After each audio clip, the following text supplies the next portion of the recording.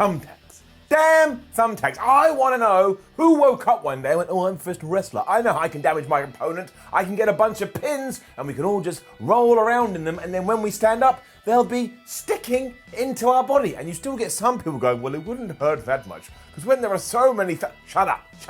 Thumbtacks are crazy. Right, good. Glad we got that out of the way, and we will go back to it in around about 20 minutes time. But before then, my name is Simon Miller. Welcome to WhatCulture Ups and Downs for AEW Dynamite. But also, thank you for voting in this week's Retro Ups and Downs poll.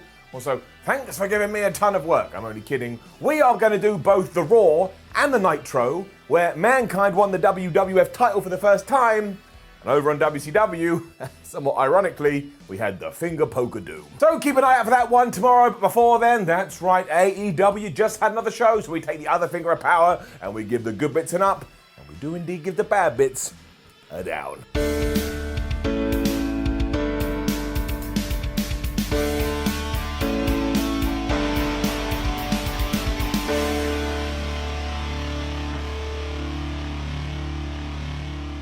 To start things off this week, we got such a cool clip of that new group that was birthed last week. I mean, there was limos and there was jets and there was just a bunch of money. I'm sure we're going to be overusing the term four horsemen, but hey, if you want to make a bunch of dudes look like a star, this is how you do it. We then moved straight into Cody Rhodes versus Penta, and I was massively intrigued by this because I didn't know what direction we were going to go in. I know the two have fought before on the indie scene years ago, but this is a completely different wheelhouse in AEW. I was like, are they going to give Penta the big win? Is Cody just going to beat him? I had no clue. We also had a Penta promo before this via his translator who said, Cody, Penta is going to beat you up so badly, you're going to have to take your paternity leave early. I think we should double check these are the things that Penta is saying, because again, this translator may just have gone into business for himself.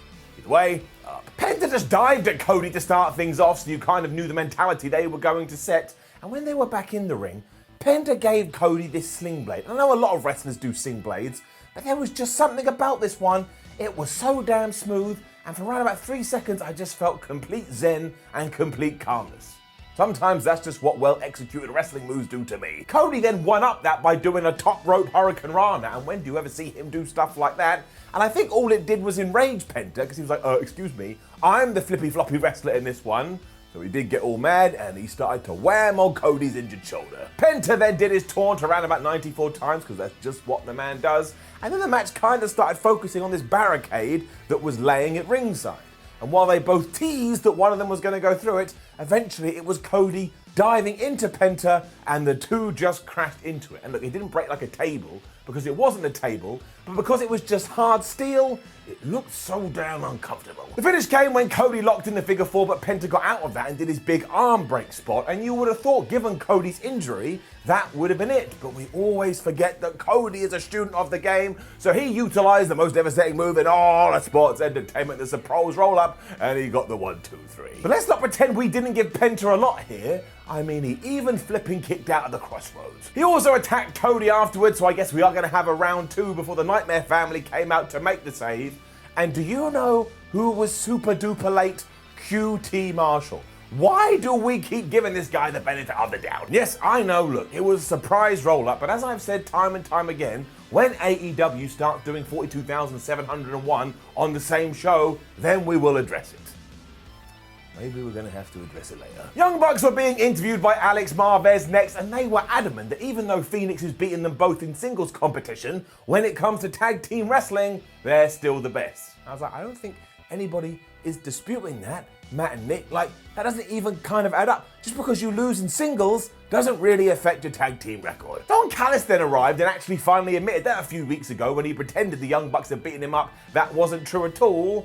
And essentially the storyline here is that these three people just hate each other. The Bucks think that Don Callis has changed Kenny Omega for the worse, whereas Don Callis thinks he turned him into some kind of higher power. So that's very low expectations, but we do have another turn with this soon. We will get there. Jade Cargill was then back on Dynamite, and I don't even care. I am now officially looking forward to her in the same way that I used to look forward to seeing Goldberg, or the same way I used to look forward to seeing Scott Steiner. I just want her to come out there, I want her to flex, I want her to wreck whoever is standing on the other side of the ring, and then I want her to go home.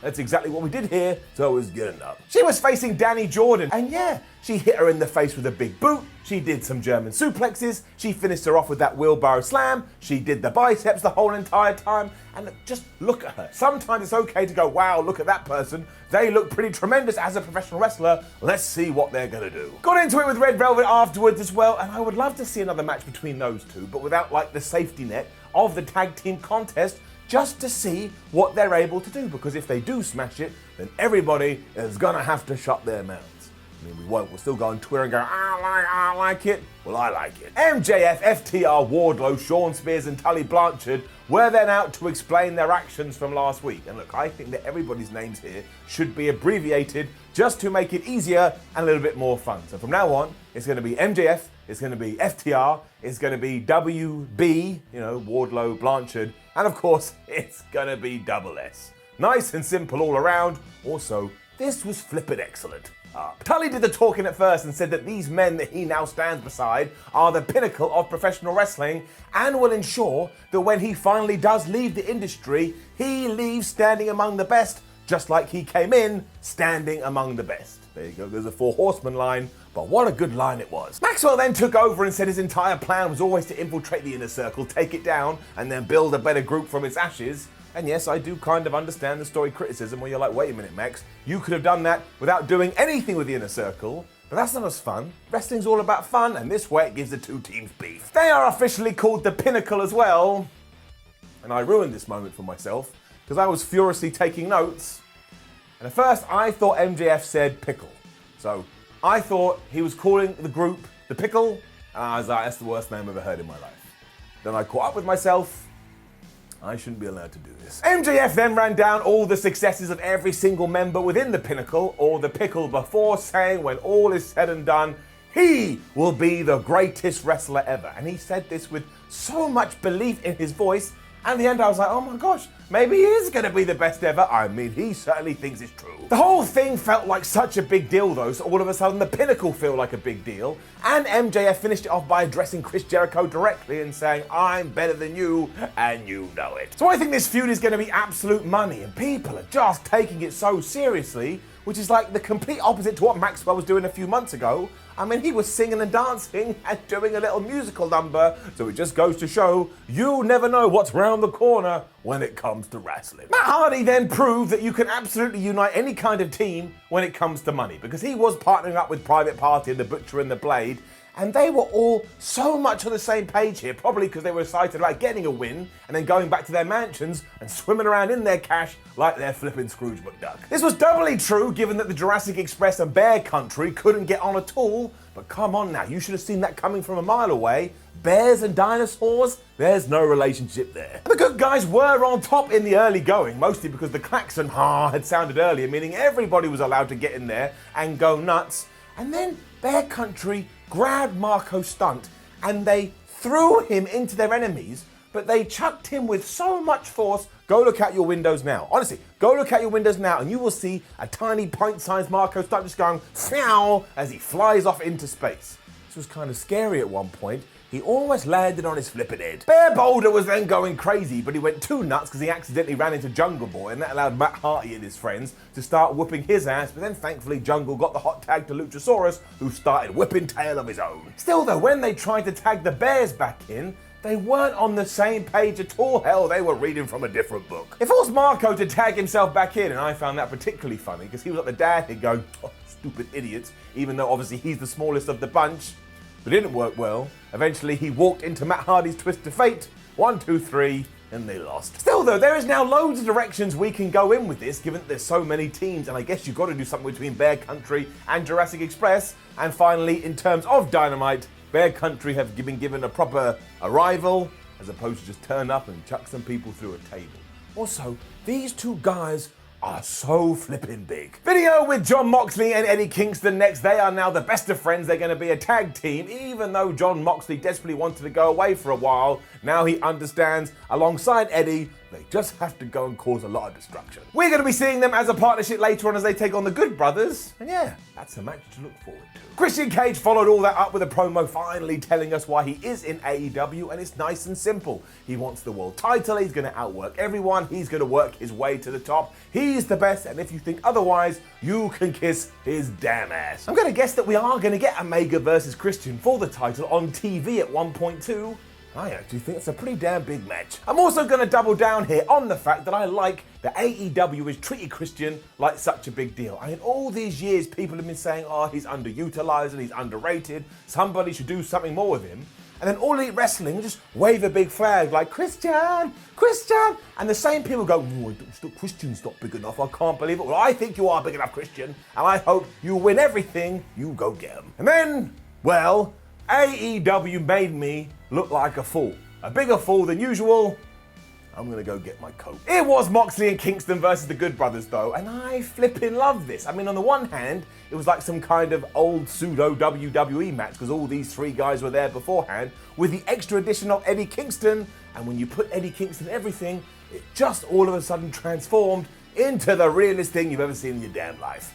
Gallows and Anderson had no interest in making this a fair fight though, so they were beating up Kingston while he was making an entrance and did such a number on Jon Moxley that he wasn't able to get on the apron, which meant his poor friend Ed was all by himself. Moxley tried to get back in at one point, but Gallows just booted him back down to the floor, and at this juncture I realised somehow AEW and Eddie Kingston have made Eddie Kingston a sympathetic character. A few months ago he was threatening death on everybody, and now I feel real sorry for it. Obviously this was all building to John finally getting the hot tag, and when he did the crowd went absolutely crazy and he hit this lariat piledriver combination on Anderson that looked so damn good, and then he was so mad that Luke Gallows had attacked him earlier, he just turned his attention to him and dove out the ring. This wasn't the best idea however, because it did allow Anderson to recover, so when Max got back in the squared circle, he walked right into a spine buster and I think had the soul thrown out of his throat. The Good Brothers then went for another magic killer, but Eddie Kingston this time was able to break it up.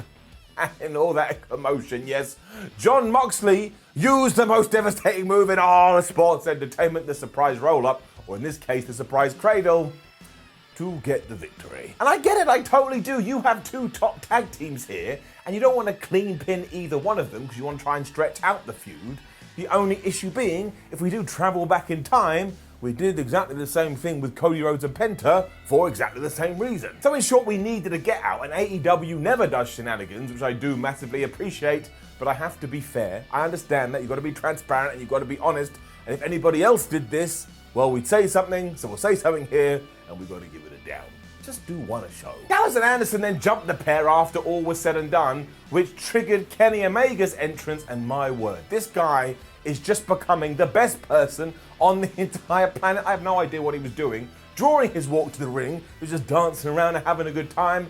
Insane Kenny Omega is flipping fantastic. He was also here with Don Callis and a chair, and they wrapped it around Eddie Kingston's foot and jumped on it, so he no longer has a leg anymore, and they were going to do the same thing to Jon Moxley's head. That's right, they positioned him within it, and they were going to stamp on it and just decapitate it. Thankfully, the Young Bucks did make the save, and this tied into a really cool moment, because of course Gallows, Anderson, Don Callis, and Kenny Omega were like, what are you doing? You should just two-sweet us and understand we're doing this for the greater good. But finally, Matt and Nick Jackson were like, no, we're not doing it. You a bunch of crazy people, and all of this has got to stop. Before, it looked like they were going to come to blows too. Jon Moxley was back swinging a chair everywhere. So now I think we are going to have the breakdown of the Elite, and it's the right thing to do. But you can kind of see the battle lines being drawn here, the big question being, who's going to be on either side of them? And I don't think anybody knows.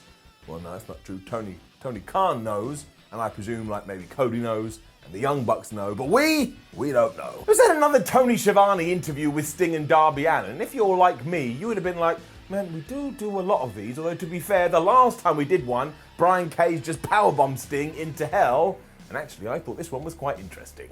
For starters, Allin paid tribute to Darby Allin here and said he needs to start defending his TNT title more, and his very first open challenge was going to be to a member of the Dark Order, and I just thought it was really nice and really cool to ensure that Brody Lee's name remains in the conversation. Because when we do get these tragedies and these emotional, hard-hitting things, it's so easy to kind of get on the other side and just forget about it, but we shouldn't do that. We should talk about it all the time so the memory remains. Sadly, before we could find out who that was going to be, out came Lance Archer and Jake Roberts, and these two must have been hanging about with Kenny Omega because they've gone crazy as well. Not only did Lance Archer say, "Hey Darby Allin, you're just a crappy indie wrestler, I'm going to kill you," but then Jake Roberts was making hot dog weenie jokes, and I still don't know whether it was the greatest line ever or really stupid. Team Taz then interrupted, and this is when the real intrigue came into play, because Brian Cage stole the mic away from Mr. Orange, and he looked at Sting and he said, "Sting, I just need to tell you something given everything we've been through.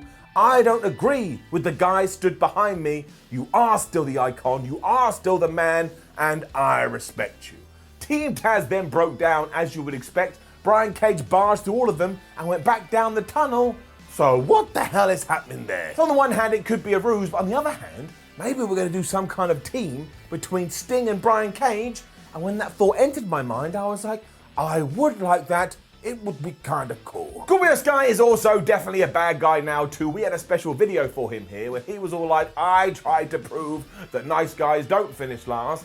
And as it turns out they do. I failed. So now I'm going to go out there and hurt people." I was like, "Yes, Scorpio, you go get him. I really like this guy and I think he deserves a big old push." It was then Phoenix versus Angelico.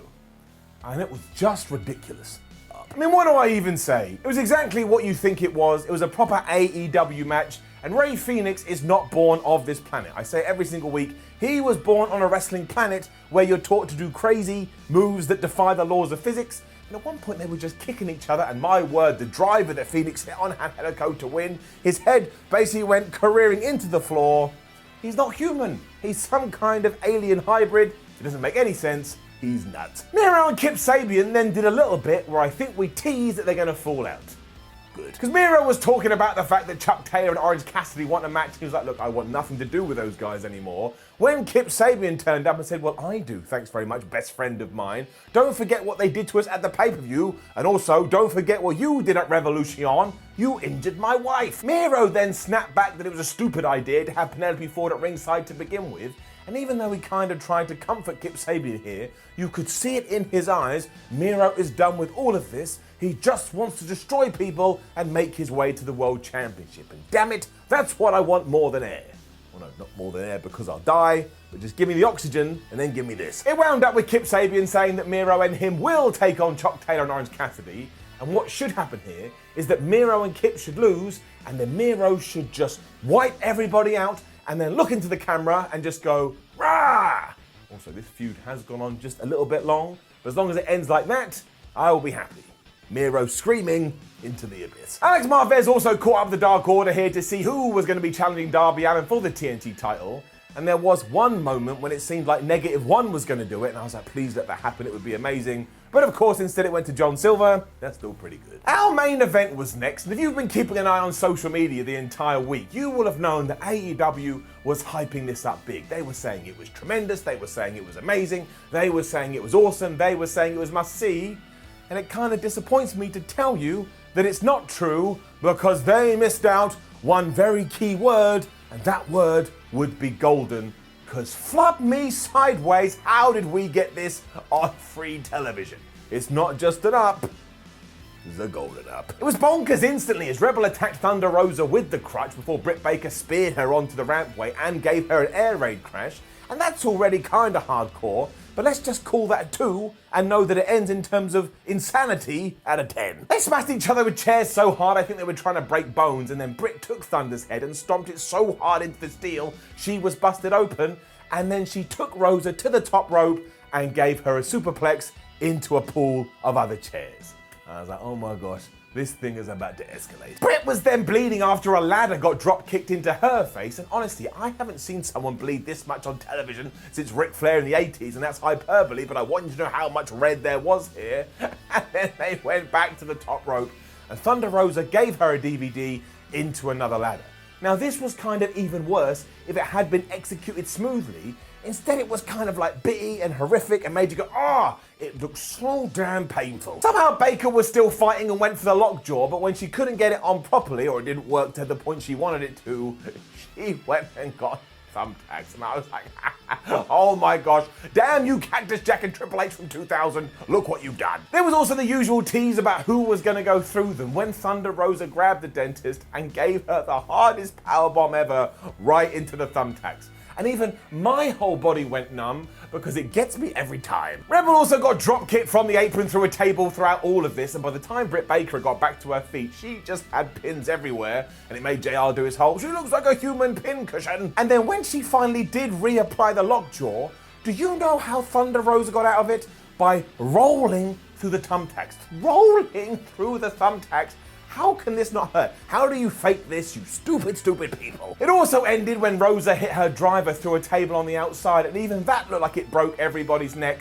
And there was no loser here. I mean, she got the 1, 2, 3, but there was no loser whatsoever. The sheer effort and the sheer madness they put into this, we need to push Thunder Rosa and we need to push Britt Baker. These are two terrific professional wrestlers, and they were put in an unsanctioned lights out match, and they absolutely smashed it, both figuratively and literally. And I haven't even told you 3/4 of the things that happened. I mean, this really was an all-timer when it comes to brutality, and while of course AEW shouldn't do this match all the time, so far they are 2 for 2 with them, and it's only going to help both people going forward, because the images and the videos they'll be able to use from this, we have a couple of top-tier talents. And that brought us to the end of Dynamite, and even if you were someone who went, well, I didn't really like 3/4 of that show, how could you not have enjoyed that main event? I mean, it was advertised and did exactly what it said on the tin.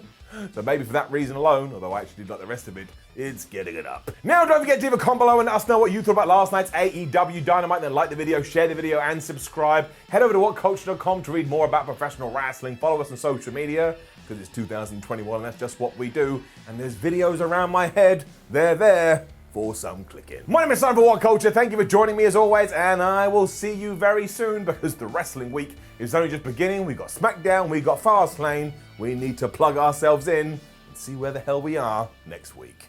You take care.